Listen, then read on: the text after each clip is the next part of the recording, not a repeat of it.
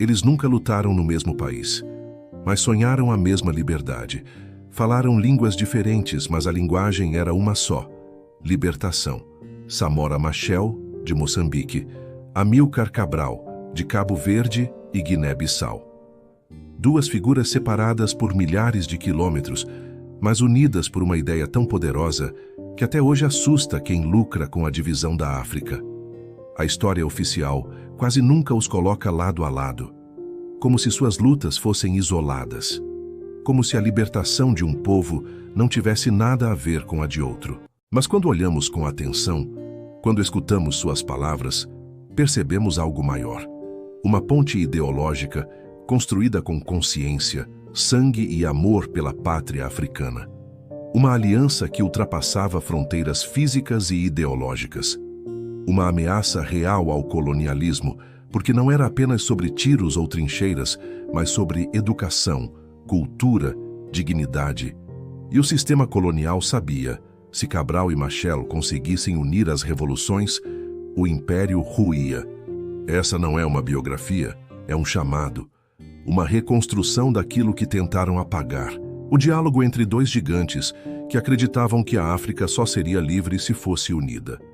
A pergunta que fica é: por que os mataram? Cabral não teve tempo de ver sua Guiné-Bissau livre. Foi assassinado em 1973, a poucos meses da independência.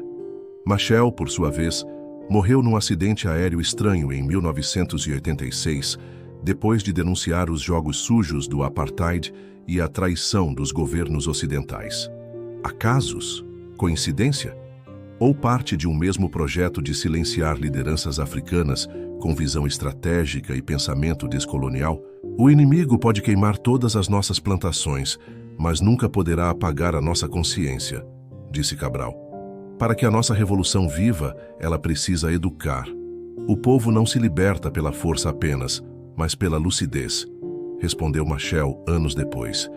Essas frases não foram trocadas literalmente, mas poderiam ter sido, porque estavam em sintonia. Ambos sabiam que a libertação não era apenas militar, era cultural, mental, espiritual. Eles entenderam que a dominação europeia não começou com armas, mas com a destruição da autoestima africana. E sabiam que só se vence isso com organização, educação popular e valorização da cultura. Cabral dizia: a arma mais eficaz do colonialismo é fazer o colonizado duvidar de si. Machel completava: a maior vitória do imperialismo é quando o povo aceita sua miséria como normal. Repare, não são só frases, são advertências, são estratégias, são pontes de pensamento que dialogam entre as florestas da Guiné e os campos de Moçambique. E é aí que mora o perigo para os colonizadores, essa convergência. Essa ideia de que a libertação de um não faz sentido sem a do outro, que a luta na Guiné-Bissau não é menor que a de Angola, que a dor de Moçambique não vale menos que a do Senegal.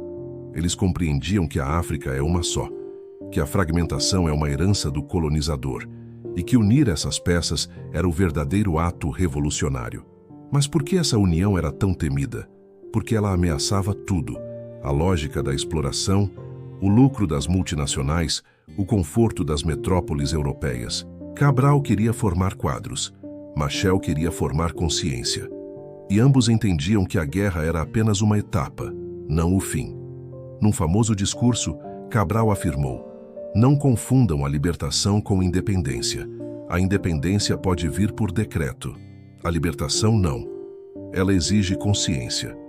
E Machel, anos mais tarde, ecoaria a mesma lógica. Se não transformarmos a mentalidade do povo, teremos apenas mudado as cores da bandeira. Essa sintonia assustava. Porque não se tratava de heróis carismáticos apenas. Tratava-se de pensadores revolucionários com uma visão de longo prazo.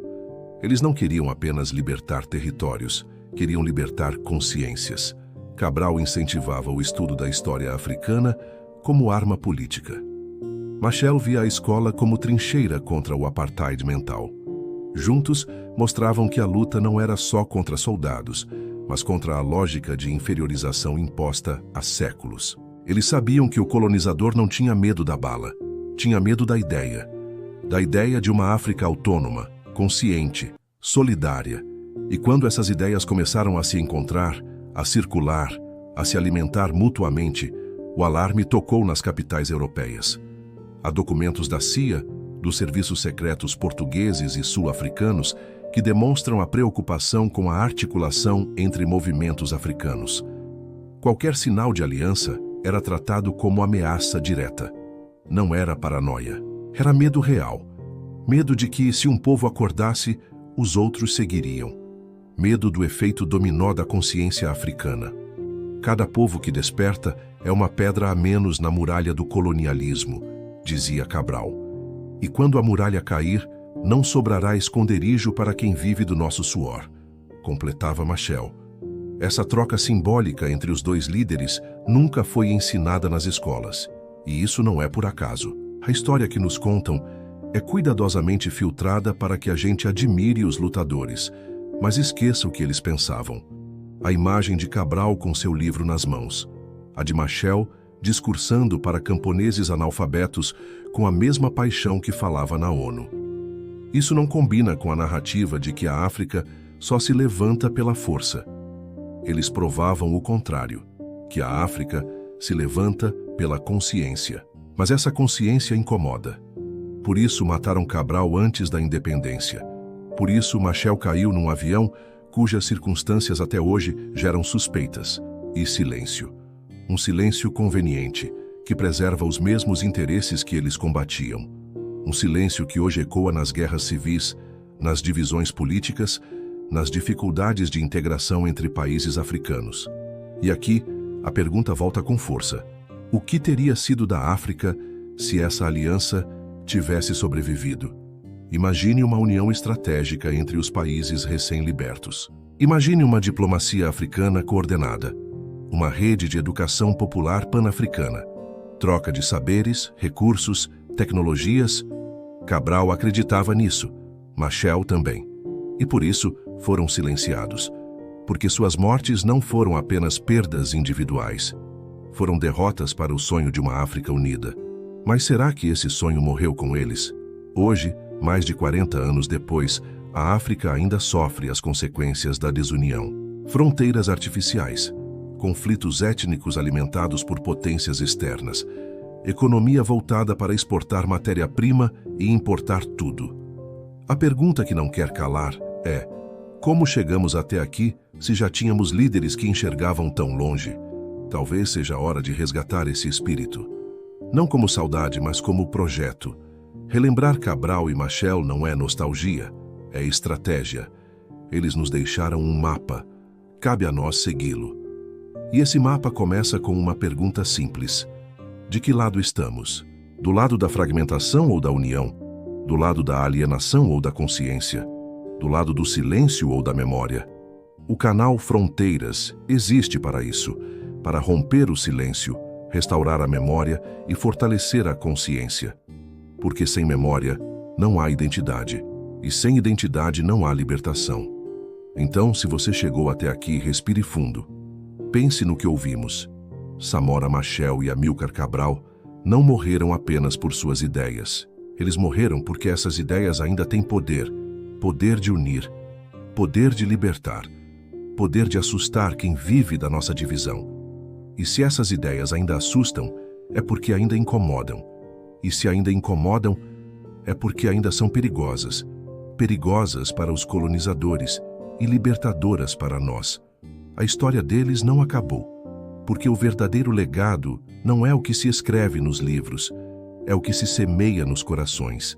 E esse legado está vivo em cada pessoa que se recusa a aceitar o mundo como ele é. Em cada jovem africano que escolhe estudar sua história.